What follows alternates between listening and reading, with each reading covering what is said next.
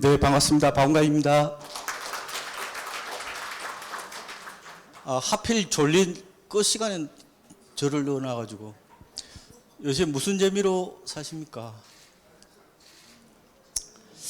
어차피 그 35분 동안 핵심만 세 가지 말씀을 저는 드리겠습니다. 첫 번째 드리고 싶은 말씀은 이제 나이 들어서 어디서 살 것인지에 대해서 말씀을 드리면은 집사람이 살고 싶은 데 가서 사세요. 중요한 얘기입니다, 이게. 저는 많은 상담을 해본 결과 집사람이 살고 싶어 하는 데 가서 살아야 된다. 오죽하면 집사람이겠어요? 그래서 집사람 말을 잘 들어야 된다. 그래서 집을 어디에 살래 고민하실 때도 7대 3으로 집사람 얘기가 맞습니다. 몇 대면요? 7대 3. 그래서 옛날에 어르신들이 다 인명제처, 사필기처, 진인사 대처명, 처와 만사성 다 그것은 나옵니다. 그래서 제가 꼭 드리고 싶은 말씀은 집사람이 살고 싶은 데 가서 집을 사시는 것을 저는 추천드립니다. 나중에 여러분들께서 이제 주거 다운사이즈형을 고민하실 거고요. 두 번째 드리고 싶은 말씀은 항상 우리 세대 시각보다 우리 아들, 딸 시각에서 부동산을 바라보셔야 망하지 않습니다. 그러니까 대부분의 사람들이 시간과 공간을 공유하면은 생각이 다 비슷해요. 그걸 이제 제너레이션이라고 하기도 하고 세대, 뭐 코호트라고 표현하고 뭐 미셸 쿠퍼는 그걸 갖다가 에피스테메, 약간 집단적 무의식 같은 거로 표현해요. 그런데 제가 드리고 싶은 거는 반드시 우리 딸과 아들이 좋아하는 부동산을 사셔야 된다는 말씀을 꼭 좀 드리고 싶어요. 그러니까 젊은 세대 시각에서 부동산을 바라보셔야 된다는 거. 저는 가급적 나이가 드시더라도 특별한 이유가 없는 한 아파트에 사시는 걸 추천드립니다. 그래서 요새 젊은 세대들은 아파트 아니면 결혼도 안 하겠다는 거고 신혼부부의 거의 70% 가까이가 아파트에 살고 시골의 읍면에 가도 젊은 세대들은 다 아파트에 삽니다. 이 문화의 흐름, 주거 트렌드의 흐름을 명확하게 아셔야 돼요. 아마 대부분이 남편과 아내가 아마 어디를 살 것인지를 놓고 싸울 때 보면은 대부분이 여성분들은 아파트가 살라고 그래요. 왜냐하면 아파트는 바로 여성들이 만든 문화라서 그렇습니다. 남성들은 아파트는 지옥이지요. 여성들은 축복이고. 아파트는 압축된 공간이잖아요. 그래서 권위 같은 게 없습니다. 오히려 기능적이고 효율적인 어떤 생활을 하기 위한 일종의 콘크리트 캐슬 같은 거라고 보시면 될 것 같습니다. 그래서 저는 개인적으로 아파트 특별한 노하우가 없으시면은 그냥 아파트 나중에 월세 놓고 그거를 다른 지역에 가서 전세 사는, 그렇죠? 여유가 있으시면은 그래서 아파트를 캐시플로우 대상으로 바라보시라는 거. 그게 소유와 거주를 분리하는, 그게 저는 은퇴 설계의 제1번 방법이 아닌가 그런 생각이 듭니다. 그러니까 아파트는 함부로 여러분들이 파시면 안 돼요. 저는 그렇게 봅니다. 그 흐름을 아셔야 돼요. 바로 젊은 세대의 공간 욕망할 줄 알아야 내가 망하지 않는다라는 방식을 꼭 좀 드릴 거고요. 이거 지금 아파트가 어떻게 됐어요, 지금? 반포가 지금 60억, 70억이죠? 그 이해되십니까? 미친 집값이죠. 그런데 그 시장의 욕망 구조를 이해하면은 그 가격이 어느 정도 이해가 되지요. 저도 반포하고 압구정이 다 버블이라고 봅니다. 왜? 제가 안 갖고 있으니까요. 제가 안 갖고 있으면 다 버블이지. 어떤 분은 뭐 집값을 안정시킬 수 있는 방법을 내놓으라 해서 혹시 제가 이런 방법도 되겠습니까? 소형 원자력 발전소를 한강에 좀 설치하는 것도 좋을 것 같습니다. 그러니까 베아프리즘이지, 결과적으로 보면. 그러니까 여러분들께서 꼭 드리고 싶은 말씀은 당위적이고 이른바 주자 성리학의 영향을 받은 그런 당위론에 빠지지 마시고 좀 더 시장 친화적인 어떤 마인드를 가지시는 게 좀 더 나을 겁니다. 아파트를 문학적으로, 건축학적으로, 미학적으로 바라보지 마시고 바로 우리 딸이 만약에 35살짜리면은 그 35살짜리가 어떻게 생각하는 건지, 그리고 어디에 살고 싶은 건지, 그걸 여러분들이 아마 생각을 좀 바꾸시는 게 저는 필요할 것 같아요. 생각이 잘 안 바뀌거든요. 근데 제가 딴 거 필요 없고 우리 아들, 딸이 좋아하는 부동산은 남겨놓고 우리 아들, 딸이 싫어하는 부동산은 다 처분하셔야 된다고 저는 이렇게 봅니다. 앞으로 인구 쇼크가 다가오거든요. 지금 그런 말씀을 드리고, 그리고 세 번째로는 부동산은 굉장히 편식을 하셔야 돼 이제. 그래서 딱 두 개 추천을 드리는데, 아파트하고 통건물 정도. 통건물은 뭐예요? 뭐 상가주택도 될 수도 있고 꼬마 빌딩도 될 수도 있고 원룸 주택도 꼬마 빌딩이 될 수 있죠. 그죠? 통건물이 될 수 있죠. 내가 오로지 뭐냐면은 이거를 내가 통제력을 다 행사할 수 있는 거, 내 마음대로 할 수 있는 부동산이 굉장히 중요한 겁니다. 앞으로 거래가 안 돼요. 그러면 가장 중요한 포인트가 뭐냐면 황금성하고 이 황금성이거든요. 무조건 팔려야 돼요. 이제 부동산 함부로 사면 안 돼 이제. 그래서 지금 여러분들이 트렌드에 대해서 책을 제가 썼잖아요. 근데 여러분들이 트렌드를 보시는 여러 가지 방법이 있는데, 요새 여러분 신문 보시죠? 신문에 부동산면 한번 펼쳐봐요. 토지나 상가에 대한 기사가 안 나옵니다. 오로지 아파트 얘기밖에 없죠. 그럼하고 여러분들이 아마 밀접하게 볼 수 있는 건데, 내 방식이 항상 옳다는 생각이 가장 큰 문제입니다. 내 생각이 틀릴 수 있다는 생각을 어줍잖은 전문가들이 대부분이 인생을 망치는 경우가 많습니다. 그런 경우를 너무 많이 봤어요. 제가 아는 분이 정권사에 사는 분인데 퇴직금 7억을 2차 전지에다가 꼬로 박았어요. 그런 사람 많습니다. 의외로 어처구니 없는 실수를 해서 재산을 다 망쳐요. 그래서 사기당하고, 보통 단박에 이제 노후에 더 돈을 불려야 되겠다는 그런 조급함 때문에 대부분이 모험적 투자를 하죠. 그 사기꾼이 들어오는 거거든요. 그래서 여러분들이 돌아가실 때까지 지금 돈 다 못 쓰고 돌아가십니다. 제발 사기만 당하지 마. 제가 사기를 3번 당해봐서 알아요. 사기를 치는 사람은 얼굴에 칼자국이 없어요. 샤이보이, 부끄러움 많이 타는 사람, 그리고 뭐 피상적 매력이 굉장히 넘치는 사람, 얼굴이 반질반질한 사람, 굉장히 미남형, 호인형, 그리고 효자, 동창회 총무, 이런 사람들이 사기를 칩니다. 대부분이 근육이 있는 사람들은, 얼굴에 칼자국 있는 사람은 절대로 사기를 치지 않습니다. 돈을 안 주면 주로 때립니다. 이해되시죠? 그런데 말려들지 마시라고요. 가장 중요한 게 제가 말씀드렸잖아요. 큰 대로변으로 항상 가셔야 돼. 그래서 제가 말씀드리고 싶은 거는 틈새 상품 같은 거 사지 마시고 메인 도로, 통건물하고 뭐? 아파트만 사시고. 그렇죠? 그래서 뭐 지식산업센터 다 그거 요번에 작살났죠. 그 다음에 신규 분양 그 상가들 다 하시죠. 그 참혹한 결과를. 그 신도시가 만들어질 때마다 은퇴자의 무덤이 하나 만들어진다는 거 아니에요. 그 돈 다 누구 돈이에요? 다 여러분 돈이잖아. 오피스텔 조심해서 사고. 그 다음에 분양형 호텔 있잖아요.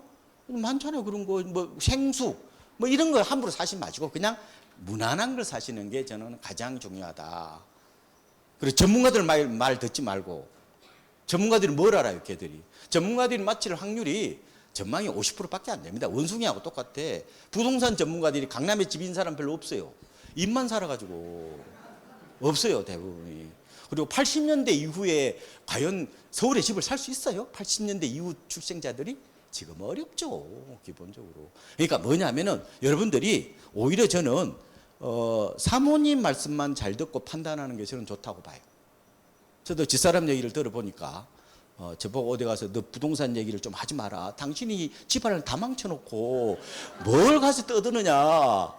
그런 얘기를 저는 말씀. 지난번에 저보고 당신은 로또 같아. 그래서 왜?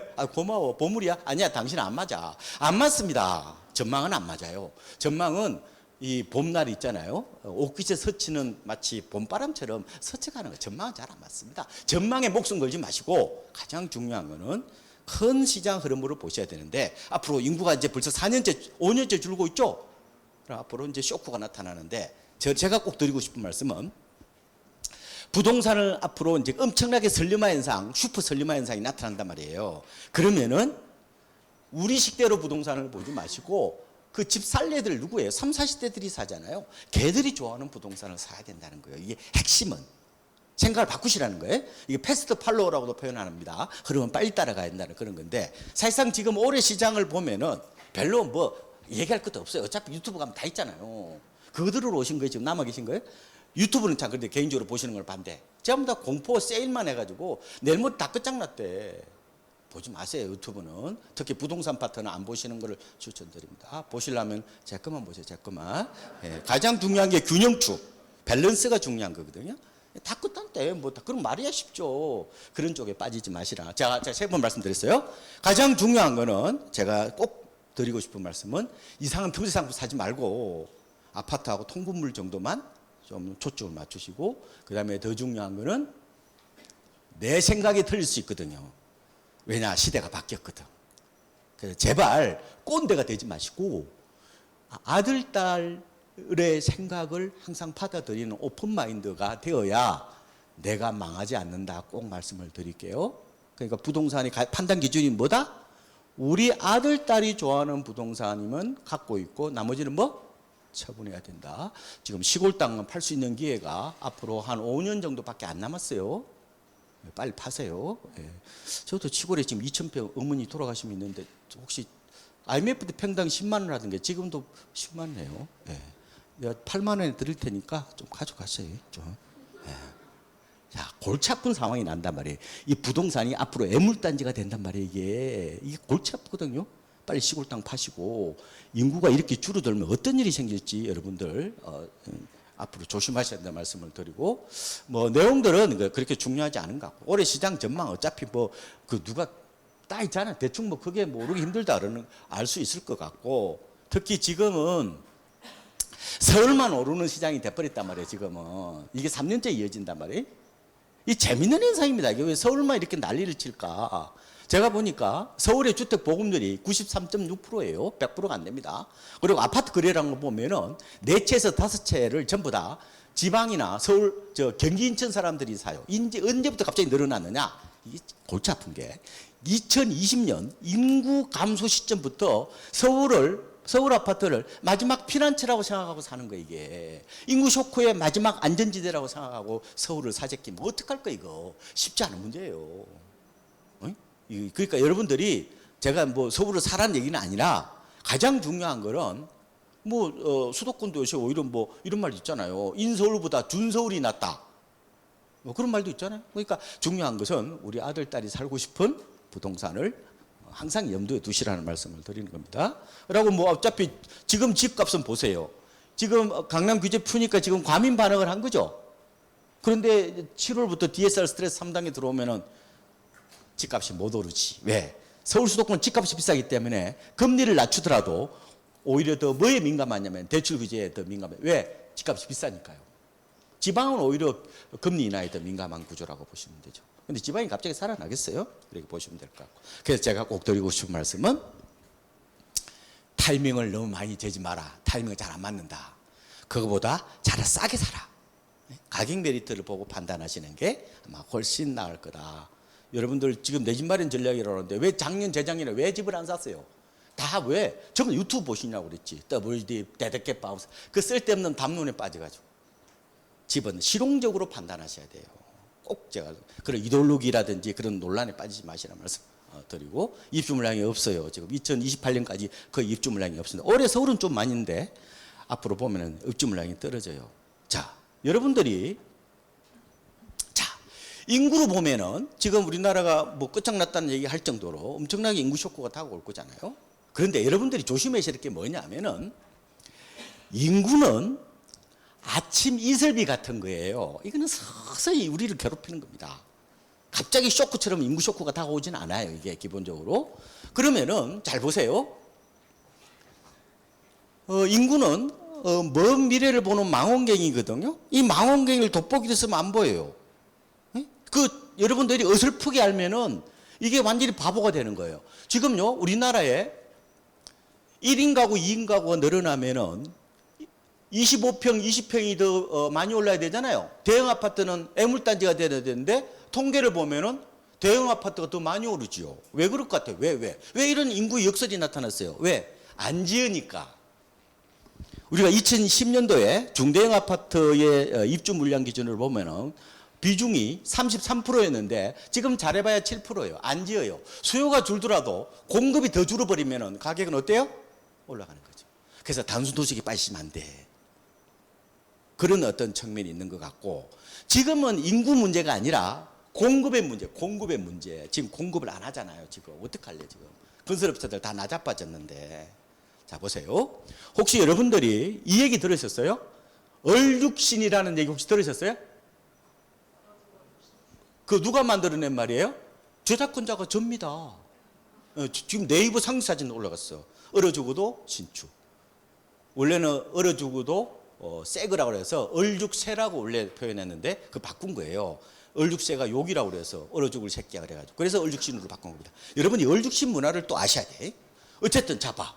얼죽신 문화는 자 양보다 질이 중요하다는 거죠. 지금 소득이 있잖아. 우리가 작년 연말 환율이 많이 올랐잖아요. 그래서 지금 36,000불이죠. 우리가 만약 환율이 1,200원 때면은 거의 4만 불 갔죠. 그러면은 주거 수준에 대한 기대 수준이 높아요. 새 집만 찾는단 말이에요. 그러면 어떤 일이 벌어져요? 신축이 차지하는 시장의 영향도가 커질 것 같죠. 그죠? 얼죽신 문화라면. 우리나라 주택이 아파트가 1263만 채가 있는데 한 해에 보면은 약 한 2.5% 정도가 새로 들어옵니다. 그런데 어느 날에 2.8% 되면은 가격이 빠지고 2.3% 되면은 뭐 집값이 오른다는 게 말이 안 되잖아요. 전체 재고에 대비해서 새로 들어오는 플로우는 얼마 안 되니까. 그런데 얼죽신 문화라는 맞죠. 문화가. 이해되십니까? 얼죽신 문화? 조금 얼죽신데 좀 말씀 올릴게. 어차피 이건 뭐 정부 대책은 여러분들은 다 아실 거고 그거는 뭐 이미 다 이미 언론을 통해서 많이 아실 것 같고 아마 제 생각에는 강남 용산 토지 거래 허가 구역은 아마 장기화될 가능성이 저는 높다고 봅니다. 왜? 규제는 한번 만들기는 쉽지만 폐지는 쉽지 않아요. 왜? 폭발성이 엄청나게 크기 때문에 요분도 보세요. 과민 반응을 일으키잖아요. 이렇게 보시면 되고 일기 신도시 재건축은 그렇게 쉬운 문제는 아닙니다. 재건축은 시장 논리를 통한 주거환경 개선 사업이기 때문에 재테크 사업이기 때문에 결국은 땅값이 수익을 결정한다 이렇게 보시면 돼요. 그죠? 건축비는 평당 900 똑같죠? 그러면 비싸게 팔려면 땅값을 언제 팔아야 될 거 아니에요? 지금 재건축도 어떻게 보면 일기 신도시 시작을 했지만 굉장히 아마 온도차가 클 거다. 제 생각에는 분당하고 일부 뭐 도시 정도만 아마 가능성이 있다. 내년부터 고가주택 엄마 아파트 2채를 갖고 있으면은 하나 전세 놓으면은 간주 임대료라서 세금 내야 됩니다. 지금 그건 알고 계실 거고 빌라 같은 거 사면은 청약할 때 무주택이라는데 뭐 하셔도 관계 없어요. 저는 개인적으로는 그렇게까지 좀 안전하게 가시는 게 낫지 않겠느냐. 그래서 그렇게 추천드리고 싶지는 않고요. 지금 시장은 정광석합니다. 너무 빨리 움직이고 마치 이게 시속 100km로 달리는 코끼리 떼처럼 움직입니다. 그다음 집단 사고와 군집 행동이 일반화돼 있어 지금요. 그러니까 사람 생각이 더 비슷하고 그래서 이게 포모 증후군이라고 그러죠. 나만 소외돼서는 안 되는 거. 혹은 풋 증후군. 내가 더 비싸게 살지 모른다는 두려움 때문에 또 집 안 사요.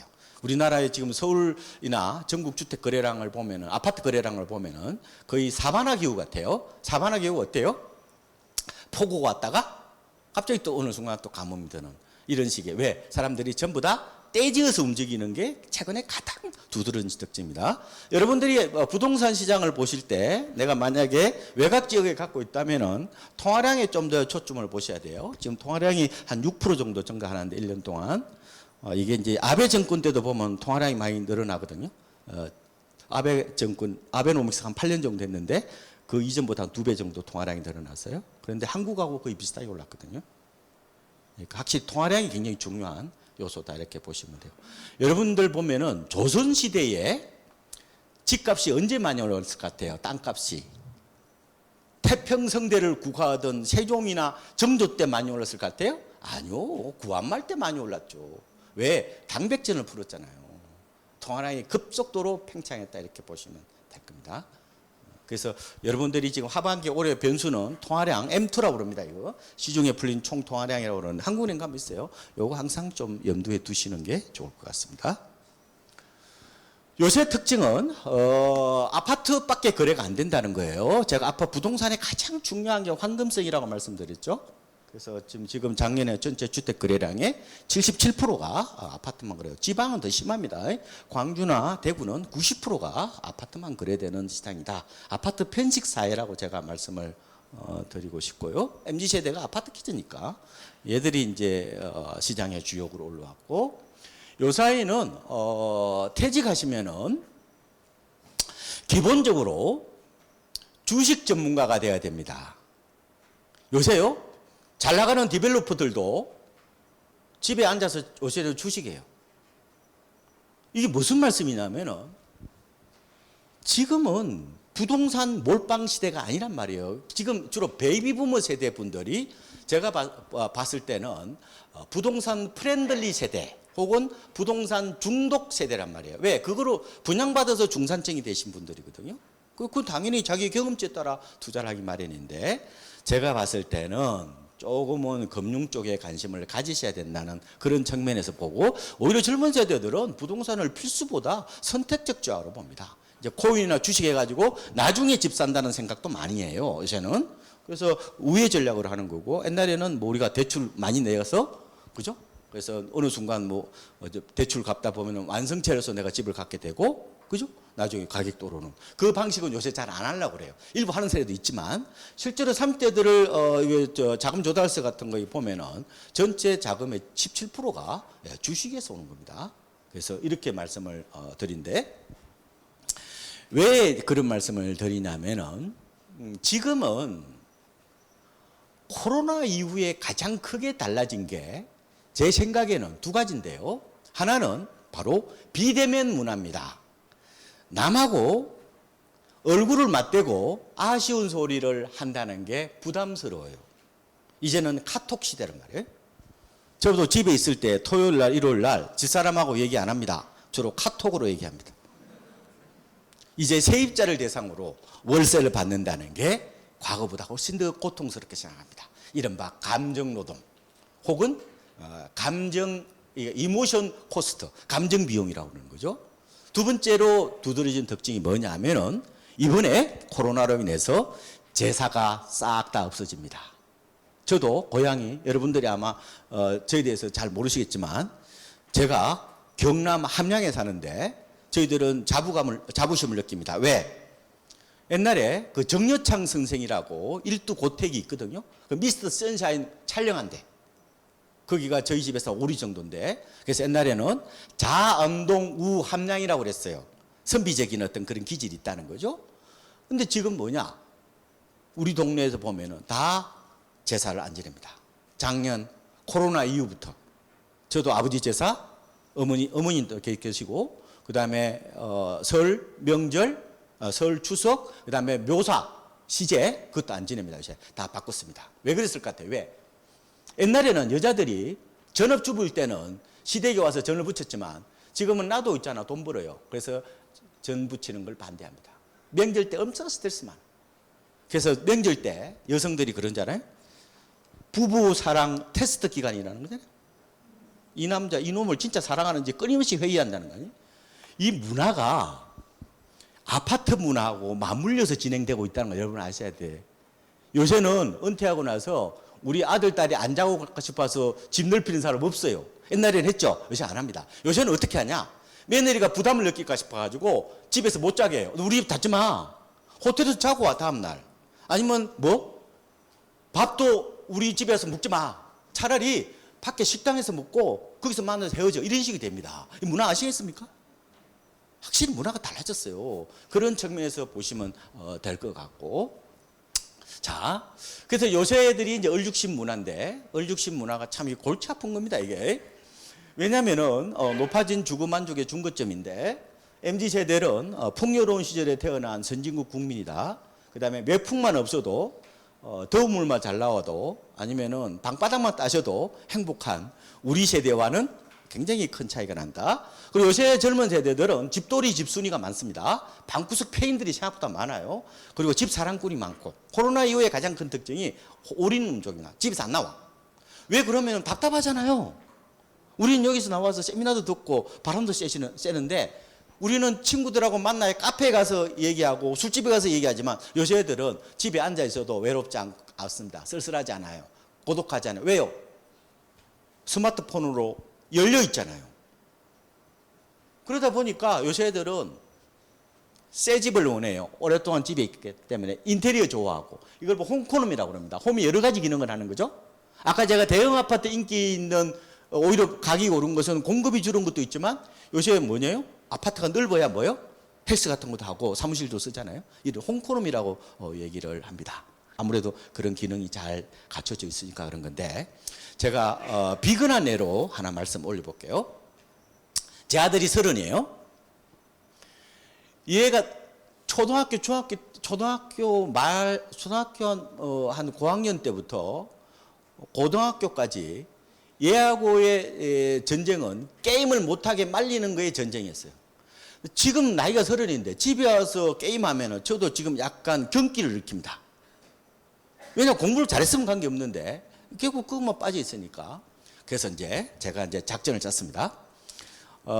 그 컴퓨터 방이 있는데 거기에 제가 아들이 올만하면은 이틀 전에 아예 그 난방을 꺼버립니다. 그러면 이제 안 하겠지라고 생각했는데 지난번에 찾아가 보니까 담요를 2개 뒤집어 쓰고 새벽 4시까지 게임을 합니다. 롤게임을. 왜 그럴까? 저는 그걸 처음에 이해를 못했는데 요새 좀 이해를 합니다. 롤게임을 하면서 친구하고 채팅하는 거예요. 대화가 열려있다고 이렇게 보시면 됩니다.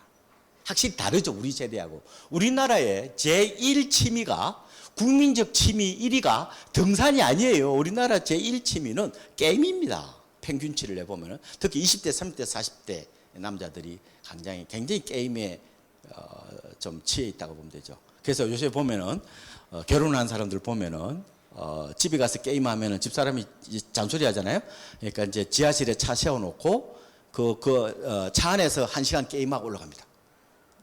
확실히 다른 세대. 그러니까 게임 세대다 보니까 집도 아파트도 게임하듯이 하는 거죠. 이해되시죠? 그죠? 갭 투자가 대표적으로 게임 같은 거죠. 그죠? 그 표준화된 어떤 상품이잖아요. 아파트는. 쉽게 얘들이 부동산에 들어올 수 있는 이유도 뭐예요? 바로 게임 세대. 이른바 게이미피케이션 어떤 특징이 있단 말이에요. 이게. 어쨌든 그런 말씀을 드리고 그래서 여러분들이 어떤 생각을 가든지에 대해서 제가 한번 질문을 한번 드려볼게요. 혹시 여러분 밸런스 게임이라고 들어보셨어요? 젊은 분들은 밸런스 게임을 잘 아실 거예요. 난해한 질문을 2개 던져놓고 하나 선택을 의무화하는 겁니다. 자, 여러분 잘 생각해봐요. 상상을 해보세요. 자, 똥맛 카레하고 똥맛이 나는 카레하고 카레맛 똥 중에서 어느 걸 선택하실 거예요? 잘 생각해봐요. 똥맛이 나는 카레하고 카레맛이 나는 똥하고 어떤 걸 선택해야 돼? 애매하죠. 자, 이게 이제 이 밸런스 게임이라는 거예요. 자, 이제부터 들어갑니다. 당신은 평생 동안 밖에 못 나가. 집에 있어야 돼. 하나 선택하는 겁니다. 그리고 또 하나는 당신은 집에 평생 못 들어가. 밖에만 있어야 돼. 어느 걸 선택하실래요? 이제 이게 자기 이제 주거 선호관이 나오는 겁니다. 제가 해보면은 젊은 세대들은 뭐냐면 남녀 구분 없이 다 밖에 안 나가고 집에 있겠대요. 왜? 집에서 스마트폰 있으면 음식도 배달해 먹을 수 있고 친구하고 다 얘기할 수 있잖아요. 열려 있다는 거죠. 커뮤니케이션이. 근데 65세 넘어가시는 분은 대부분이 보면 집에 안 들어간대요. 왜 그러냐? 마누라가 있잖아요. 안 들어간다는 거. 그러니까 확실히 요새 애들이 왜 이런 얼죽심 문화에 빠져 있으며 그 집을 사랑하는 이른바 집 사랑꾼 같은 연예인들이 집을 사랑하거든요. 왜냐하면 밖에 못 나가니까 주로 사랑이라는 것은 이른바 이게 정서적 가치인데 제가 투입한 비용하고 돈에 비례하는 시간하고 돈을 비례하는 겁니다. 단독주 내가 지으면 굉장히 여기다가 그죠? 굉장히 마음을 많이 주는 것처럼 그렇게 된다고 보시죠. 그 다음에 얘들이 극단적인 현재주의적 소비 경향. 내일이 없으니까 빨리 쓰고 죽자 뭐 이런 몸테크를 안 하고 그 다음에 플렉스 소비, 뭐 까라피, DM, 욜로 이런 것들이 요새 두드러진 특징이다 보니까 우리가 했던 그동안에 몸테크는 잘 안 하려고 그러는. 이해되시죠? 그죠? 그래서 이게 신축 신도롬하고 지금 맞물리는 겁니다. 이 문화가 바뀔 것 같아요? 글쎄, 그렇게 좀 오래 갈 것 같은데 저는. 그죠? 네, 그런 말씀을 드리고. 지금은 주로 젊은 엄마들, 주로 40대 젊은 엄마들의 반란이라고 보시면 됩니다. 주로 82년생 김지영 세대, 아마 여기에 있으실지도 모르겠는데 82년생에 태어나신 이른바 MZ세대의 마드니, 이 82년생 김지영이라는 소설이 2016년에 나왔습니다. 그때 당시에 김지영은 34살이었어요. 그러니까 이제 결혼한 지 얼마 안 됐으니까. 그리고 전세가 비율이 서울에 당시에 75%까지 넘었단 말이에요. 지금은 54%밖에 안 돼요. 그러니까 뭐예요? 상계동 같은 데 집을 샀죠. 왜? 뭐 1억 정도면은 얼마 정도 드리면 돼요? 2,500원 집 사니까. 돈이 없으니까 갭 투자를 했죠. 자, 그런데 김지영이 올해 몇 살이에요? 올해 43이면은 뭐예요? 애가 이제 몇 살, 결혼한 지 9년 됐죠. 그럼 애가 초등학교 들어가죠. 근데 무슨 갭 투자를 해?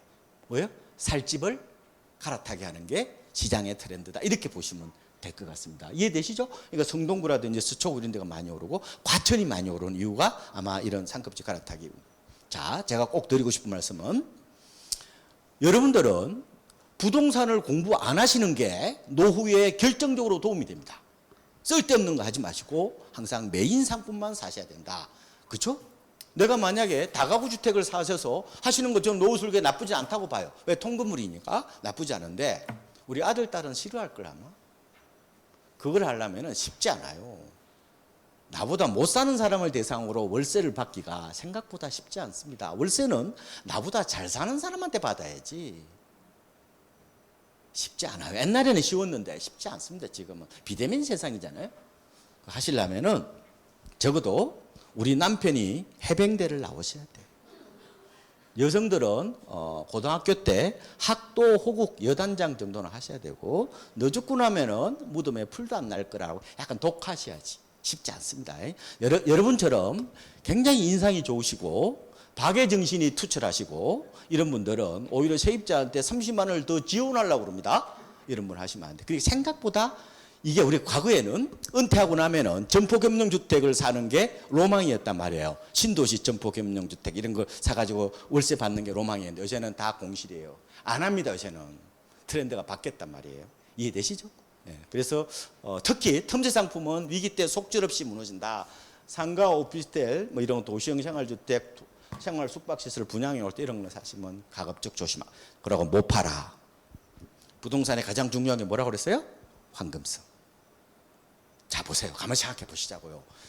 너무 어줍잖게 아는 지식이 자기를 망치는 거예요. 진짜 그거를 치밀하게 들어가도 들똥말똥한데 대충 자기가 이 정보가 너무 많으니까 지금 정보 과잉 시대잖아요. 그러면은 이걸 다 생각을 못 합니다. 인지구두쇠라는 말을 해요. 자기가 몇 개 알고 있는 거 가지고 그냥 결론을 내버려. 이 조기 종교력구라고 그래.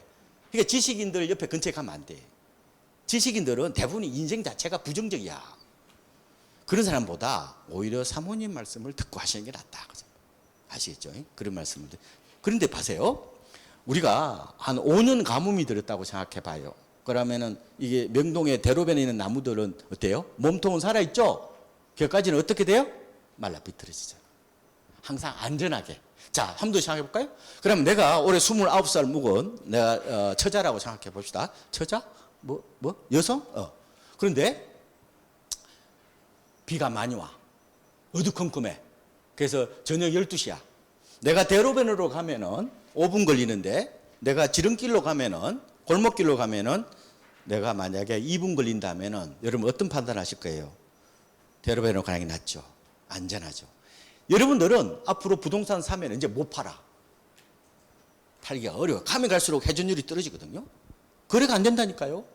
그러니까 제가 드리고 싶은 거는 부동산의 투자 가치가 중요한 게 아니라 바로 회전율이 중요하다는 거예요. 그래서 제가 구분상가 이런 거 못 사게 하는 이유가 안 팔려. 이거 오피스텔도 안 팔리고 가급적. 물론 오피스텔을 사실 거면은 제 생각에는 경매로 사신 거는 괜찮은 것 같아요. 지금 경매 낙찰가율이 서울이 지금 80% 정도 되고 시세보다 20% 싸게 산다는 거죠. 그다음에 수도권 한 70% 정도 되기 때문에 경매로 오피스텔을 사서 월세 받는 거는 찬성. 그런데 분양받는 거는 개인적으로 조금은 아닌 것 같습니다. 가격이 잘 안 오르니까 그렇게 보시면 될 것 같고요. 그래 회전율이 뚝뚝 떨어진다고 그랬잖아요. 그런 말씀을 좀 드렸고, 분양은 여러분들이 좀 받아보시는 것도 저는 좋을 것 같아요. 자, 잘 들으세요. 여러분들은 기본적으로 집을 한 채 갖고 계시는 분들이에요. 아마 연세 이 정도 되시면은 대부분이 집을 한 채 갖고 있었는데 이거를 갈아타게 하려면 보통 어려운 게 아니야.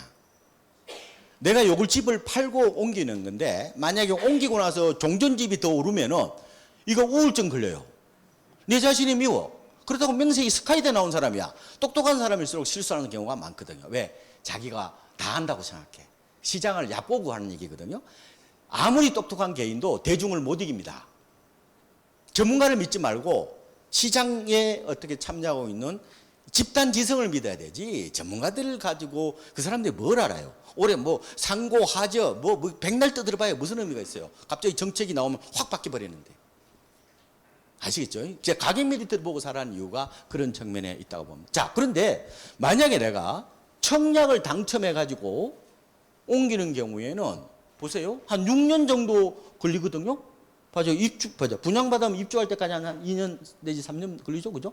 그 다음에 입주하고 나서 종전집을 3년 안에 팔면 되니까 5년에서 6년 정도 시간을 번단 말이에요.